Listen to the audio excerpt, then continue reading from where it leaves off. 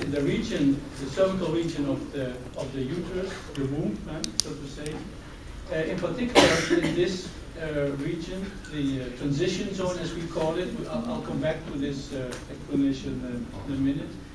And you can see that if this disease is not detected in an early stage, that it can develop into invasive cancer that also metastasizes to the different regions of the body. Also there, I will come back. And this can be viewed, let's say this disease can be viewed by colposcopy. The normal cervix looks like this, healthy, normal cervix, with the two types of epithelia, and again I will touch upon that a little bit later. Two different types of epithelium touching each other here. If I go back to this former slide, here you can see that the squamous epithelium of the vagina touches upon somewhere here in this region, touches the glandular epithelium of the endocervix. So there are two different types of epithelium that cover the two different organs. This is a squamous epithelium, and the the uterus is covered with glandular epithelium, and they touch somewhere upon each other, and that's a very vulnerable region, as we will see in a few minutes. Anyhow, so you can see this this region here during colposcopy, and the next slide shows you a cancerous carcinoma, a tumor of the cervix. Here, of course, the preparation that was dissected. You can see that this looks completely abnormal, and okay, some epidemiology for a minute. Cervical cancer is a very common disease, in fact, and you will see that it's worldwide. If you look at this worldwide, it's the third most common cancer worldwide, and of course the most common cancer in women. This means that we have 500,000 new patients each year worldwide, and 80% of these patients are in the underdeveloped countries, as we will see. And the 500,000 cases, new cases, result in 200,000 deaths each year as a result of cervical cancer.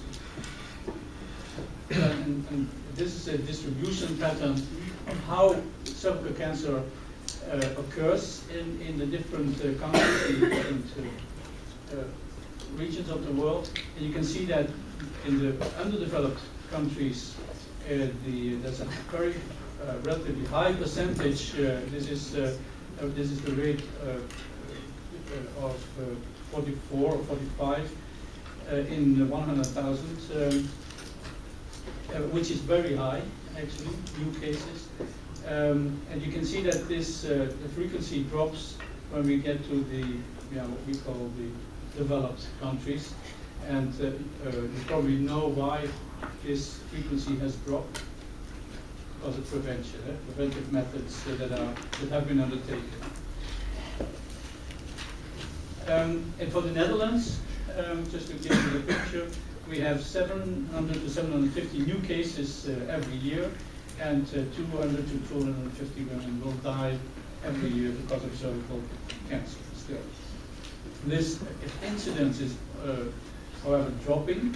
You can see if we compare 1989 to 2009, you can see that there is a drop in incidence of cancer, cervical cancer. And also there's a rapid decrease in the number of cancer deaths as a result of this malignancy. Typical and very important cervical cancer, cervical carcinoma as we call it, is a disease of young women.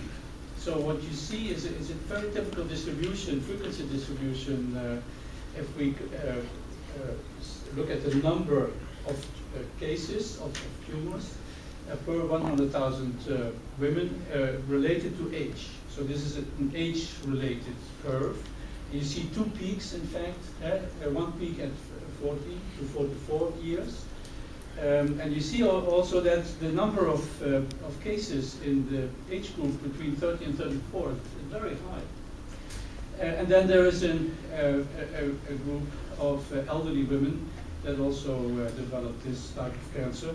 But it's, if you look at the absolute numbers, and that's this curve, you see that it's really that this is a problem of young women, these age groups, women that have or want children, have child wish, have young children, are in the blooms of their years, they suddenly develop this type of cancer.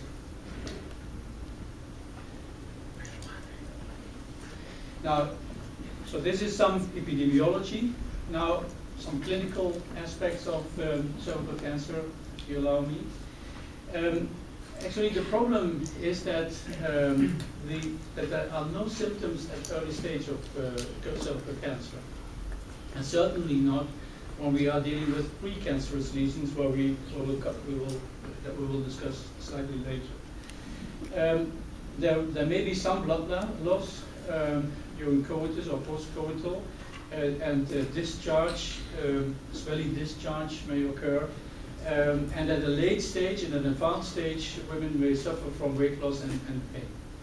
But this is the major problem at the early stage of invasive cancer even. The symptoms are very, very limited. With respect to the histopathology, what types of cancer do occur in the cervix? There are two major types. In fact, I told you in the beginning that we are dealing with the squamous epithelium of the vagina touching upon the cylindrical or glandular epithelium that descends from the uterus, from the body of the uterus. So in the region where cancer develops, this so-called transition zone, where the two epithelia touch upon each other, you have two types of cells, two types of tissue. And both cell types, both tissue types can develop cancer. One resulting in squamous cell carcinoma or squamous carcinoma, so that's develops from the squamous epithelium. It's about 90%. Decreasing, in fact, this percentage is decreasing. And tumors from the glandular epithelium, which we call adenocarcinomas, 5% and increasing. Then the dissemination of the tumor can occur in different directions through different routes. Dissemination meaning invasion, first at the location where the tumor develops. So this is the normal cervix with, again, the squamous epithelium and the glandular epithelium here. And you see that the tumor arises, and this is known already for many years, arises in this region, the transition zone, can increase in size locally, but then when it has reached a certain volume, the tumor cells can invade into different directions in the surrounding tissue and metastasize also to the body. So it can invade the bladder, urinary bladder, which is here. Here is the uterus. It can invade the urinary bladder, but it can also invade the colon, which is also touching here the uterus. And these are, in fact, the different routes of metastases of cervical cancer. This is the direct route, of course, into the vagina and the labia. In the lateral way, here it says here, at nexus of the uterus, the ureterovarium pelvic sidewall, and in an anterior direction to the bladder and the posterior direction to the rectum. So this is the direct metastatic way, the invasion into the tissue, in fact. Then we have, of course, the lymphatic and the hematogenic metastasis routes. The lymphatic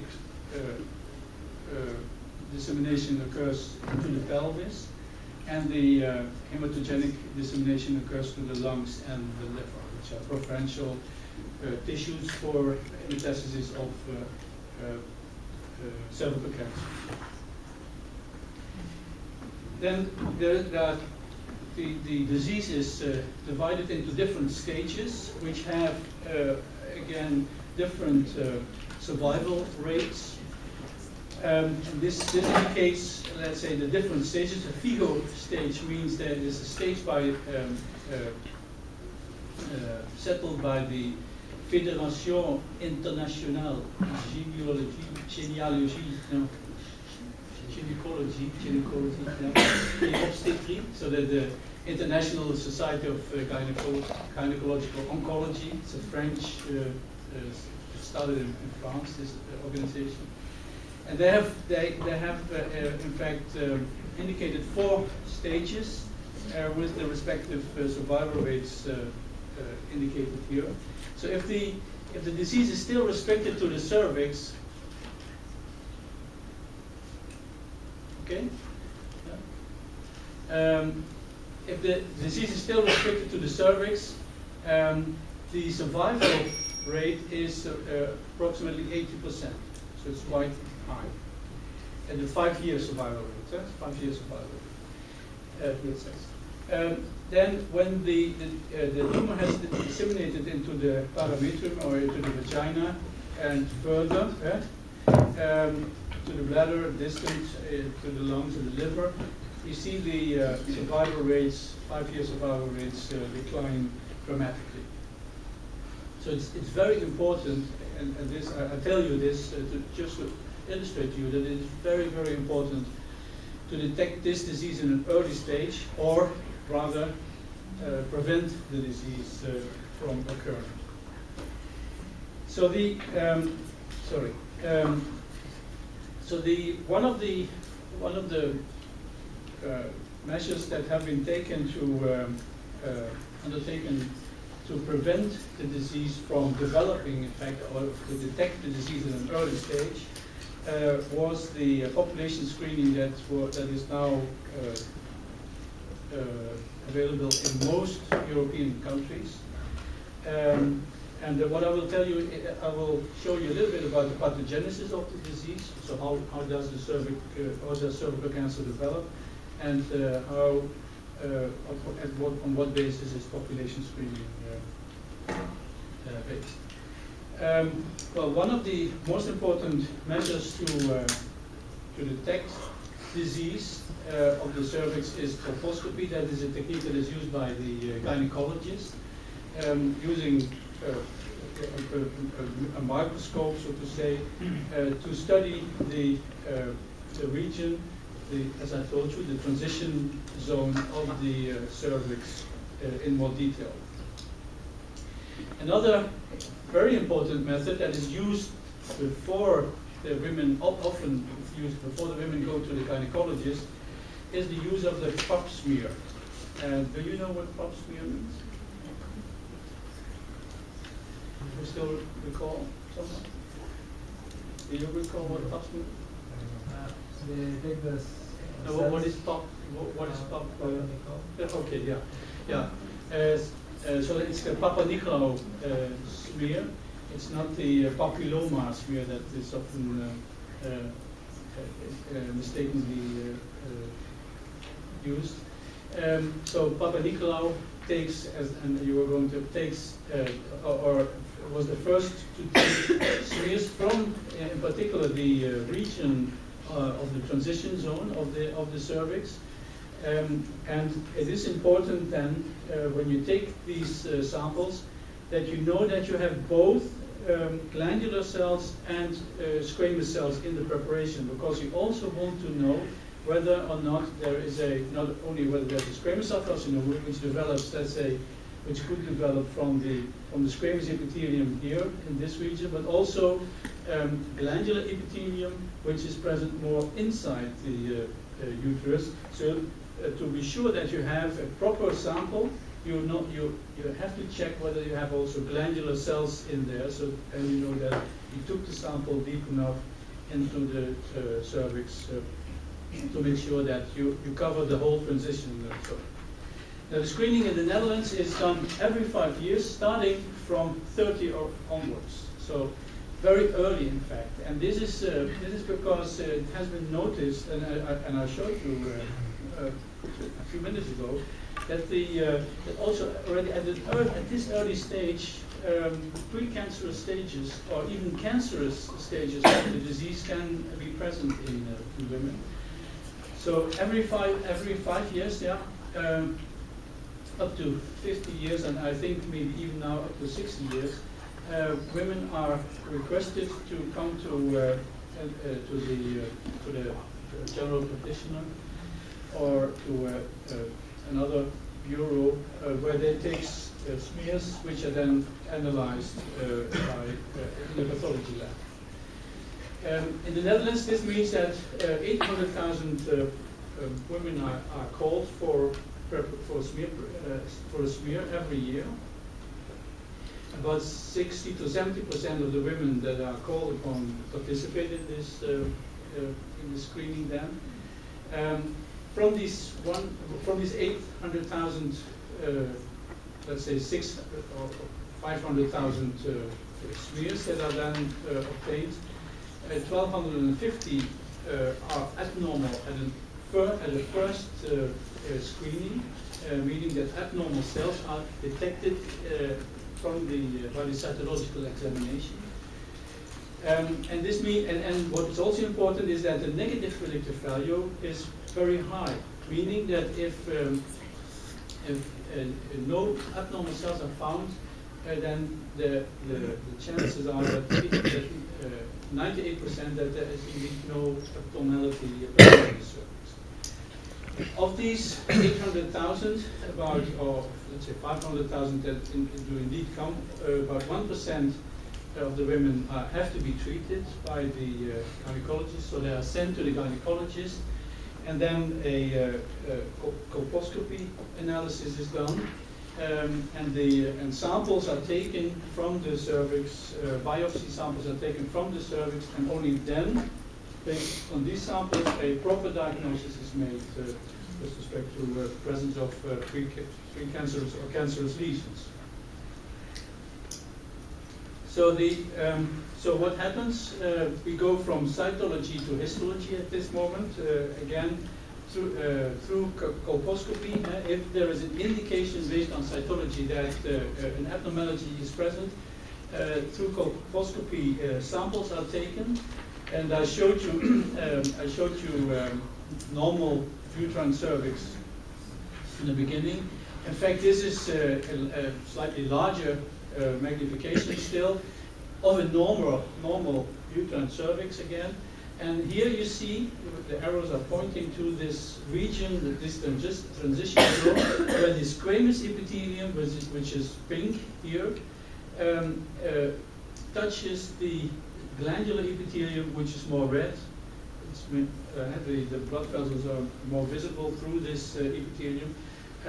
So this is a normal cervical cervical transition zone, and this is an abnormal lesion, a region that has been treated with acetic acid. So if you treat the cervix with acetic acid, abnormal regions will stain like this, decolorize white. Probably because of a different composition in collagen or different composition in blood vessels. So in this case, the colposcopy detected after cytology, the cytology detected abnormal cells, and the colposcopy now detected abnormal region at the microscopic level. And what the gynecologist will do is he will take a biopsy from these regions now, and this will be examined properly by the pathologist, and he will then determine what stage, whether this is disease, and what stage it is, whether it's invasive or not invasive, or at least detected the stage of the disease. in most cases where the cytology was positive where the cytology was positive, and colposcopy is done and biopsies are taken and analyzed, we find we find pre-malignant lesions, so not malignant lesions, but pre-malignant lesions, and that can be treated and can be taken away, for example. In cases, these pre-malignant lesions can be separated in 3 different stages: CIN 1, 2, and 3. And CIN means cervical intraepithelial neoplasia. So that's a neoplastic tissue, which is not a cancer, which does not need to be a cancer. It's intraepithelial, so it's still in the epithelium, so it's not spread yet to other regions of the cervix, so intraepithelial neoplasia. And these two are in fact non-cancerous still. This one can be cancerous. This is also often called carcinoma in situ. So this is a lesion. This can be a lesion where the cells have already changed to a cancerous situation, but where the cells still are in the cervix, present in the cervix, in the epithelium, not even in the surrounding connective tissue. So it's still intraepithelial. Carcinoma in situ means that it's still in place. But it's of course the most dangerous situation here.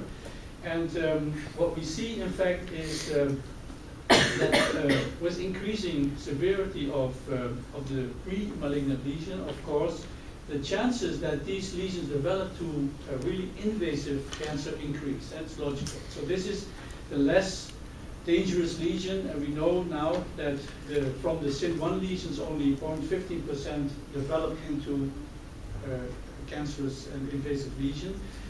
And that most of these, the highest percentage, about 99% of these disappear spontaneously.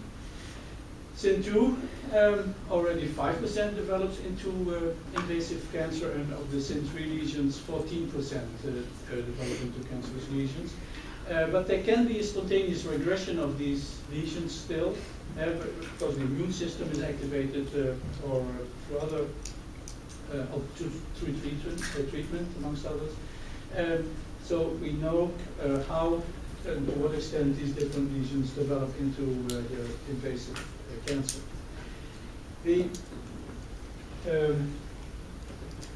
Now something, let's say, we talked about epidemiology, we talked about clinical aspects, and to what extent, let's say, pre-malignant lesions go or develop into malignant lesions. Now I would like to step down a little bit and talk a little bit about the tissue and the cells in which the lesions occur.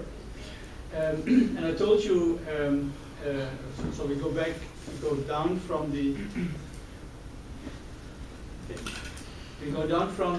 from the tissue now to the cells at the microscopic level.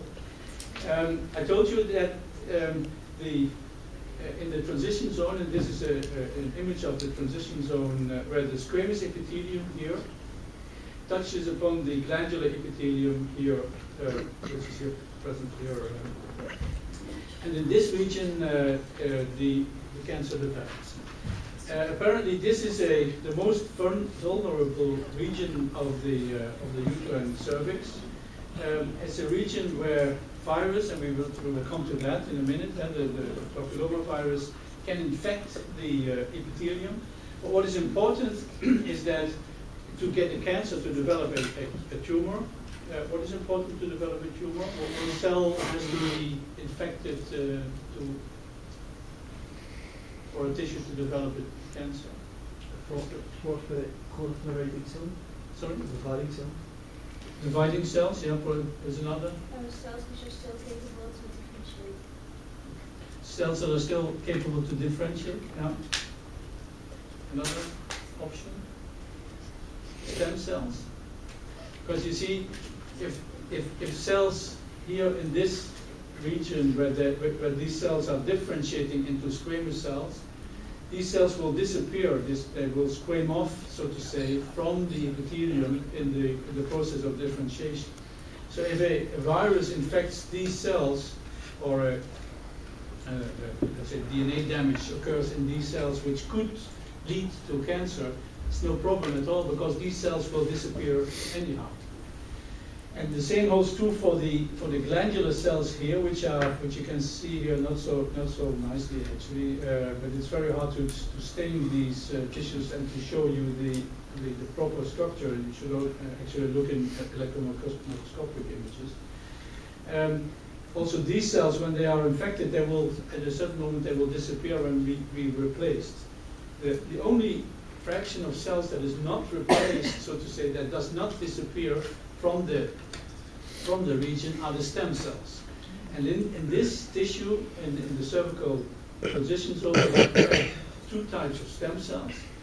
One type is the basis of the squamous epithelium, and they are here in the basal cell layer of the squamous epithelium. This is stroma, here is connective tissue, and here is the epithelium. And the most, let's say, basal layer are the stem cells of the squamous epithelium, and here, occasionally, you cannot see them now, occasionally stem cells for the glandular epithelium.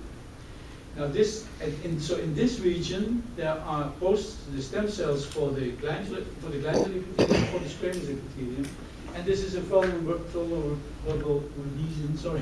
region. So the virus can infect easily here both the stem cells for the squamous and stem cells for the glandular cells.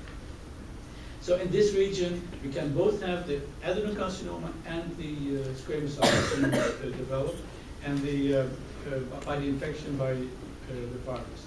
Now, I told you, and you knew already, in fact, that the smears that are made will contain a normal smear. In fact, will contain the squamous cells, which look like this. They're very flat cells with small nuclei.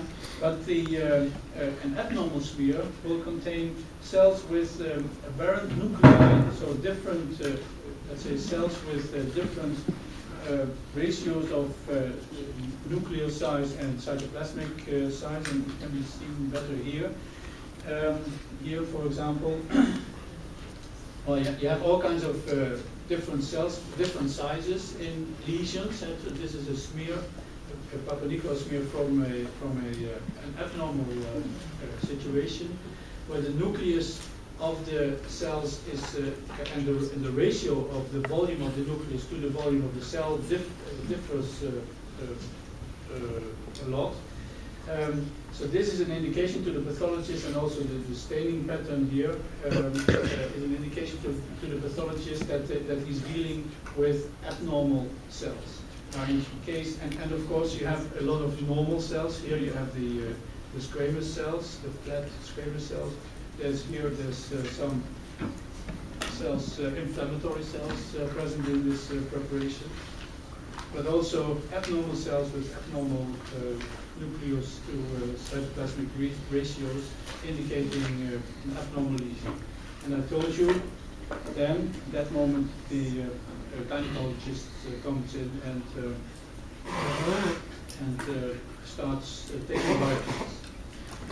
Now this pap smear that was introduced in the 80s, at the end of the 1980s, beginning of the 90s in Europe, in different countries in Europe.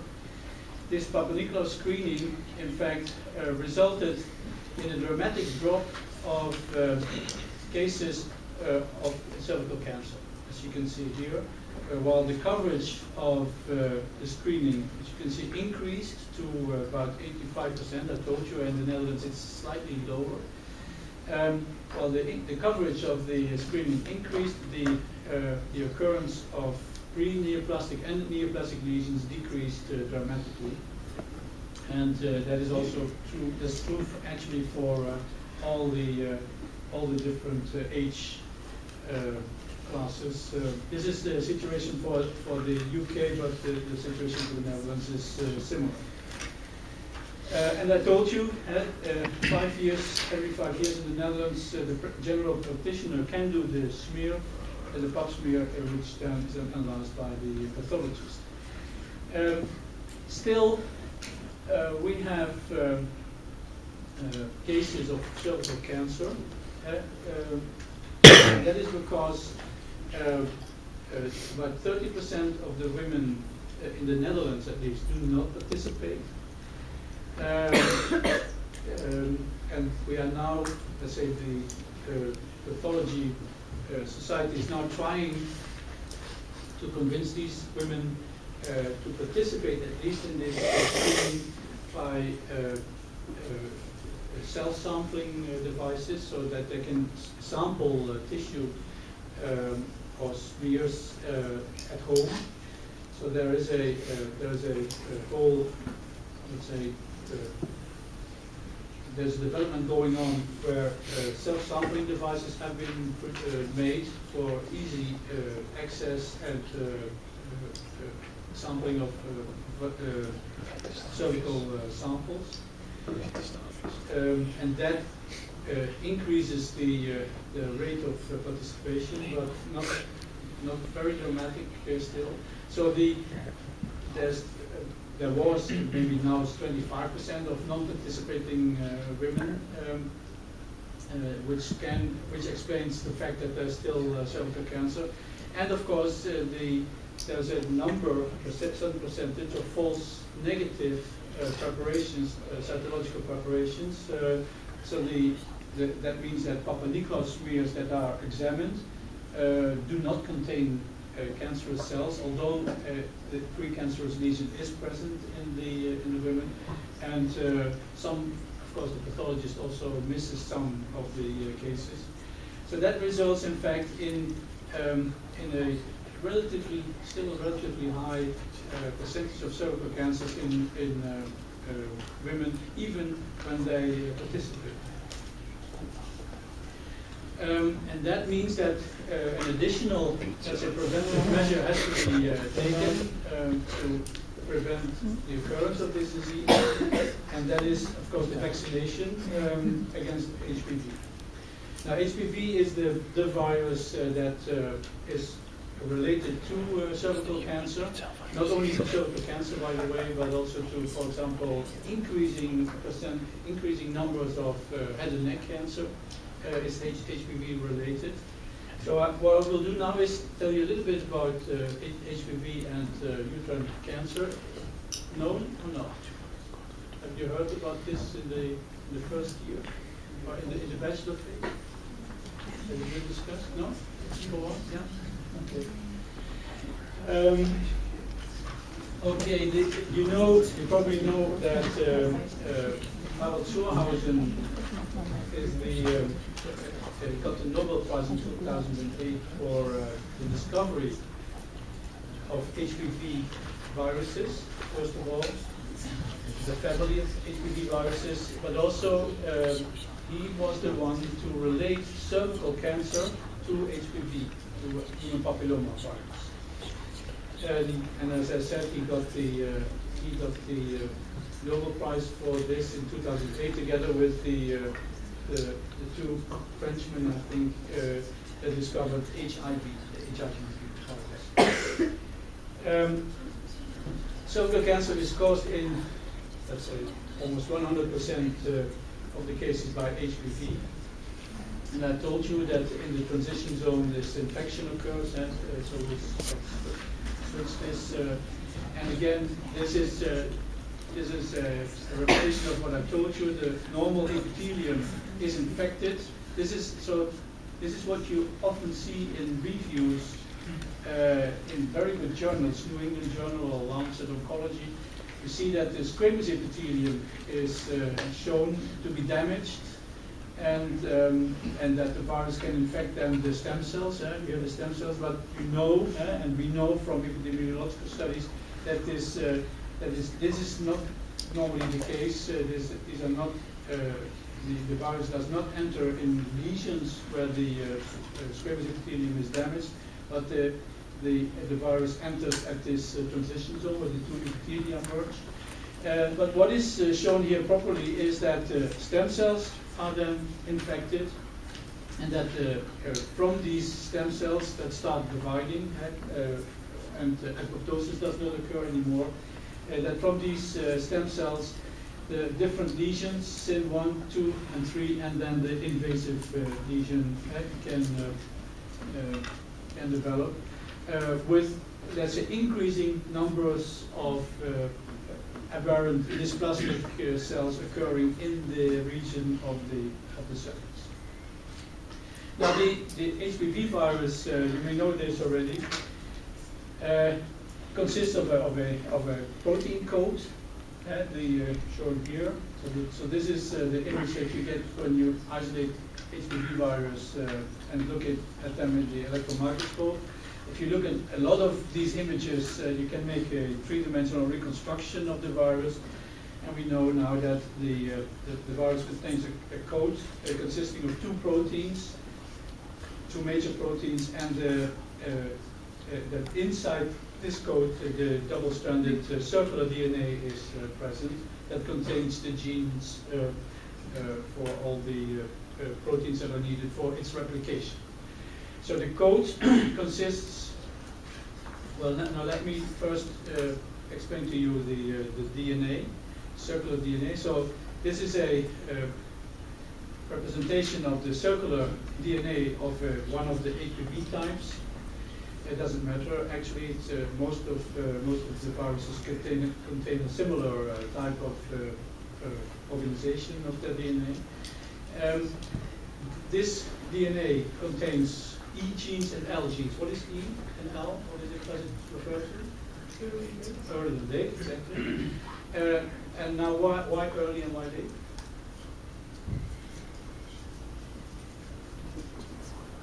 What is an early gene used for?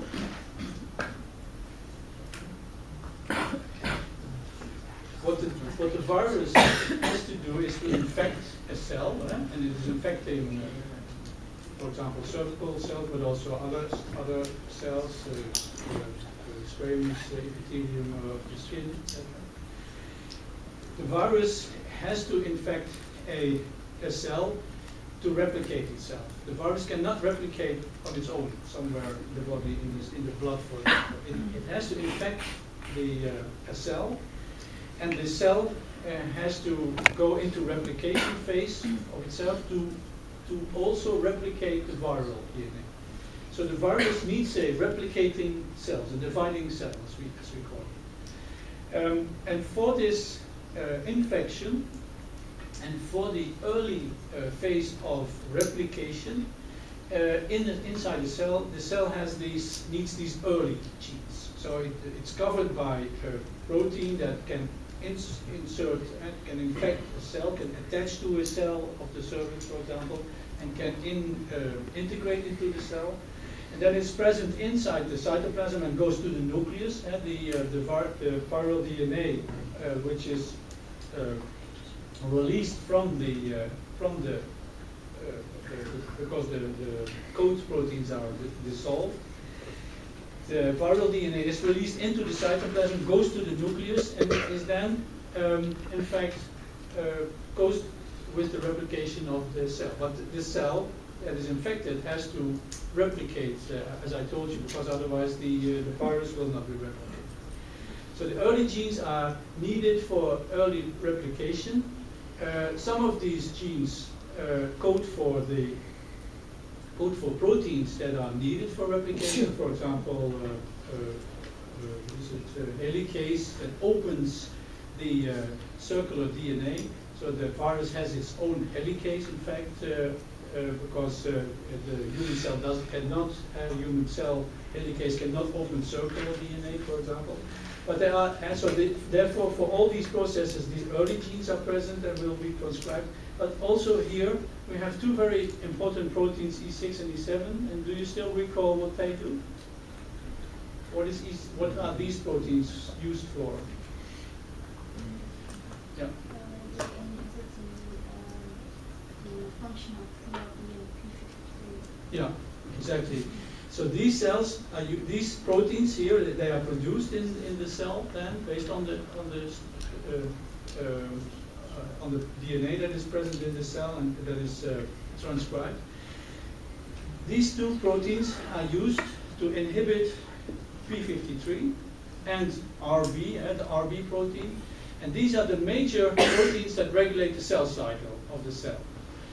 So that they inhibit p53 and thereby, and I'm not going to explain how this works because I presume that you know this, p53 cannot inhibit the cell cycle anymore and cannot induce apoptosis. So the cell cycle is not stopped and the cells do not die. And that's what this virus needs, because what would happen otherwise, this is abnormal DNA. So the cell detects abnormal DNA and will, as a result, will produce p53. And p53 will then stop the cell cycle, allow the repair machinery to repair this DNA, but this is abnormal DNA, so it would never be able to repair this. So the p53 level would be high and stay high in these cells, and as a result, the cell would at a certain moment go into apoptosis, and that is what the virus doesn't want. Of course, it wants the cells to replicate and to stay alive, to produce new virus.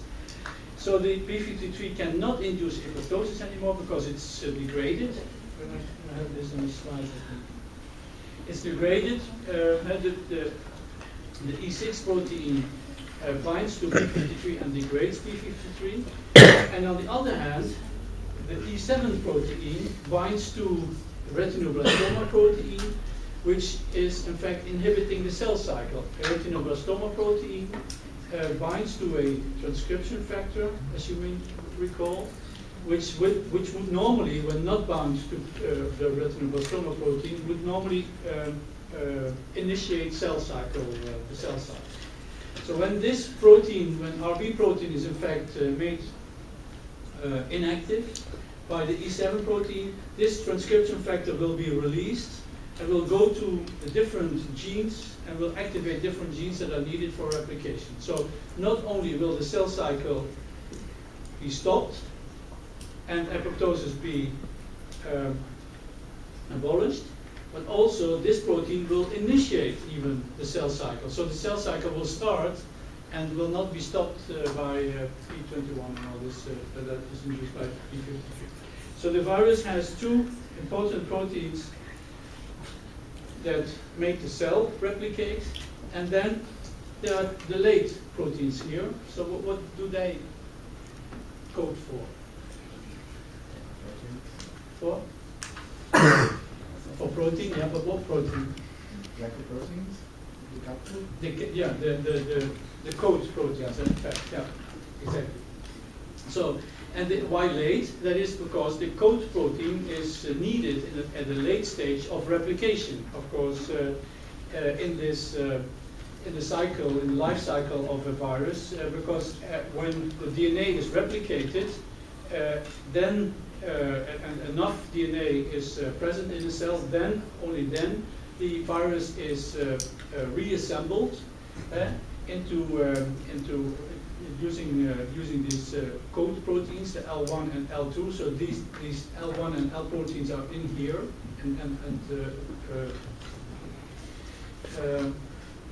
and they are reassembled. They are made in the late stage and reassemble into a virus containing the double-stranded DNA. And this virus can then leave the cell and infect other cells. Anyhow. Let's say I told you all this, and I was stressing the effect of the L1 and L2 protein because these are used now for the vaccine. These proteins are used to produce a vaccine. I will speed up a little bit, and I will leave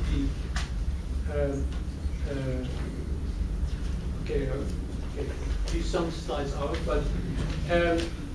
HPV infections occur in 80% of all people. So chances are very high that you are infected by HPV at a certain moment in life.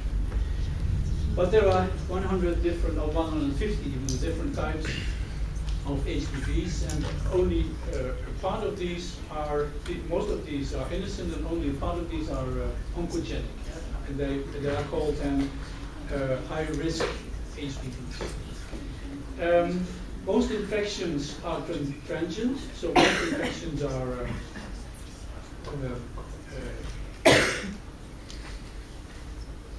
attacked by your immune system. So the immune system attacks the virus, but it's not so currently that after an infection and after activation of your immune system that you are automatically immune, or you have an immunity for, let's say, 15 years. What you see, in fact, is that the different types of virus, but that infection occurs in the age where young people become sexually active. Most the levels of HPV in blood are and in the gynecological regions is highest in around age 20 to 25, and that you also see that the virus is cleared then throughout the years. So the immune system becomes active and can clear in most cases the virus. And what you also see is that the relation between the infection rate with the virus and the development of precancerous and cancerous lesions. And you can see that although the infection occurs mostly at a younger age, at, let's say 20, it takes about 10 years for precancerous lesions to develop, and another 10 years to develop the cancer if not treated. So it's a long, let's say, it takes a long time before cancer occurs in the cervix. There's different ways of transmission, and it already, I think it's important already that skin contact is already transmitting the disease, and the condoms do not protect completely against the virus. Other types of cancer can occur through HPV, and mainly and I will get to that, to the oncogenic HPVs. You can have, next to the cervical cancer, you can have vulvar cancer. 250 cases in the Netherlands, so there's the number of cases in the Netherlands. Penis cancer, then anal cancer, throat, that's the head and neck region, and increasing. Yeah, and genital warts in many cases. Yeah. Yeah, I was wondering from which year these data arise from, because I was researching this. Sorry, I don't understand this. Because I was researching this part, and I believe the prevalence of HPV infections in squamous cell carcinoma of the head and neck are now up to 20%. Yeah. So the remark is that the percentage of cases of head and neck cancer that are related to HPV has increased during the last, let's say, 5 to 10 years, and depends on what type of cancer you're looking at. And the remark was that it has gone up to 25%. It's even so that tonsillar cancer is about 50 to 60, maybe even 70% of the cases which are related to HPV. So it's true. I mean, the percentages in the literature are still highly variable, but it's clear that the percentage is increasing. Then let's say, the major HPV types that are oncogenic, of the 150 different types of HPV that are known now at this moment, about 15 are carcinogenic types, or high-risk types, and mainly the types 16 and 18 are responsible for 70% of cervical cancer. Now, types 6 and 11 are non-oncogenic HPV types, but they result in these genital warts, and you will, in a few minutes, you will understand why I mentioned these two types. And this this slide indicates the relation of the percentage of HPV infections in relation to cervical cancer. You can see here 55% about this is related to HPV-16, then an additional, what is it, 20% is related to HPV-18, and then you see that the different other types are adding up, in fact, to 100% in the end. So these are the about 15 types of high-risk HPV viruses that are now known. And it should be realized that without high-risk HPV, there is no dysplasia or no cervical cancer. Now, how can we protect, apart from the cervical screening, how can we be protected against the HPV? That is using an HPV vaccine, and you've heard probably a lot about the vaccine and the problems around it. The vaccine is composed now, the vaccines that are used, the two types of vaccines that are used, are composed of virus-like particles.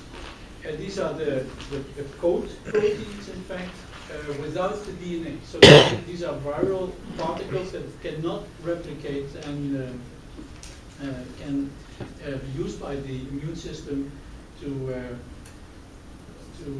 there is an immune response to these virus-like particles, and the immune response can, let's say, make antibodies against this and can have both a humoral and a cellular response to these proteins. Well, these are the two proteins again. So the L1 and the L2 protein. The L1 protein is really the surface molecule, and you need the surface molecule, of course, to because when antibodies are raised against this protein, that it can attack the virus from outside and can see to it that the virus is removed from the blood and from the tissue by the immune system. How is the virus produced? I'll show this. So you have the virus. What you do is you isolate from this virus the L1 gene, and only the L1 gene, which is coding for this coat protein.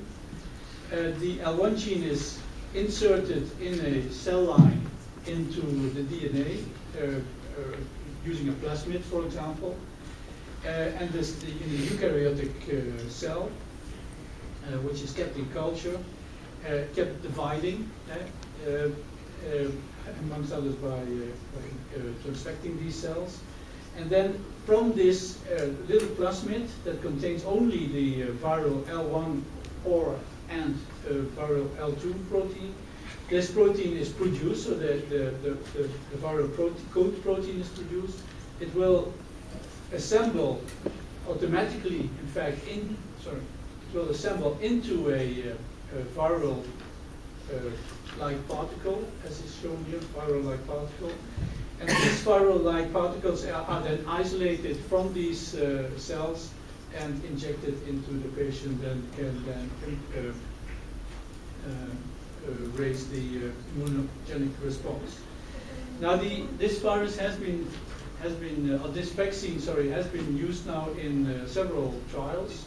This is a paper already from 6 years ago. So already at that moment, there was a randomized controlled trial that showed, in fact, that the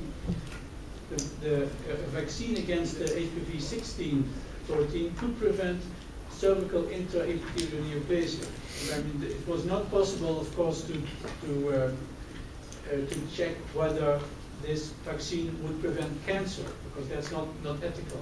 You will, of course, have to screen these women, and once cancer arises, you will have to treat them. But it was obvious that the vaccine let's say, containing the coat protein to HPV-16 could already prevent the occurrence of the pre-neoplastic lesions and let's say let me see, this was the result of this first study. So 5,000 patients or ladies, let's say, that had placebo, 5,000 ladies that obtained the vaccine, and what you saw was that in 21 cases of that received placebo, 21.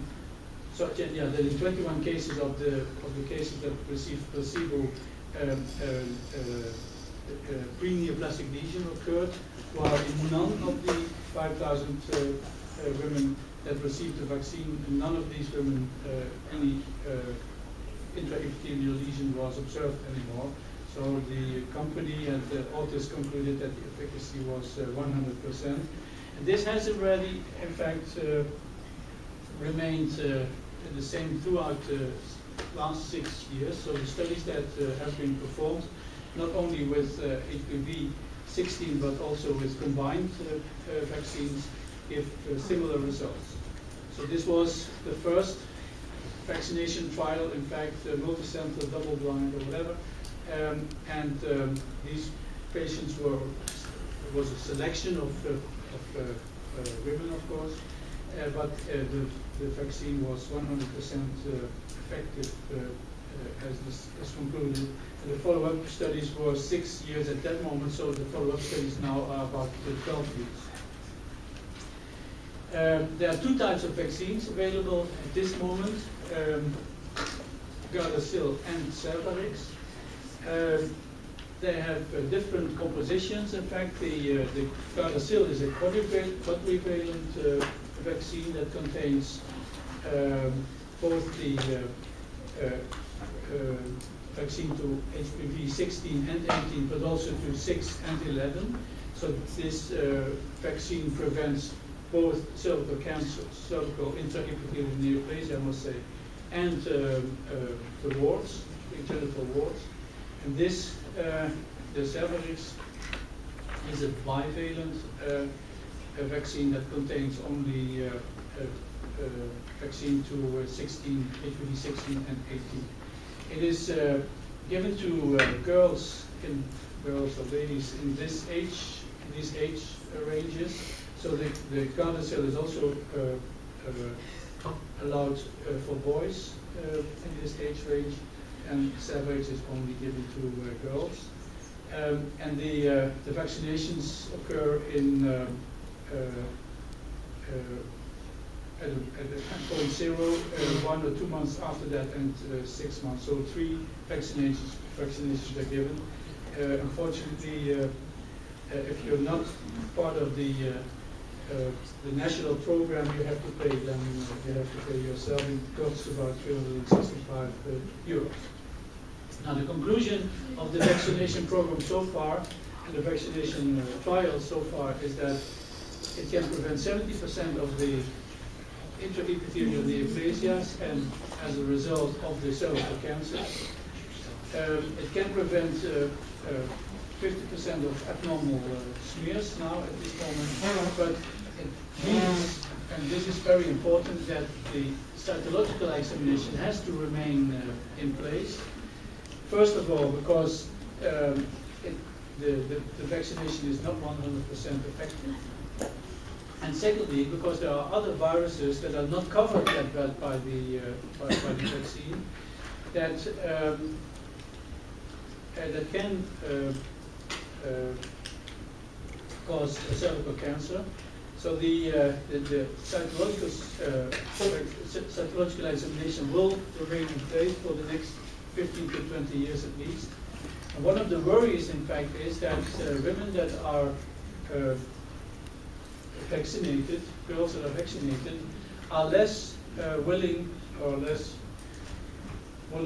to attend the still to attend the to go to the doctor to have these smears, because they think they have the impression that they are safe. So that's a big concern, in fact, that is a result of this vaccination program.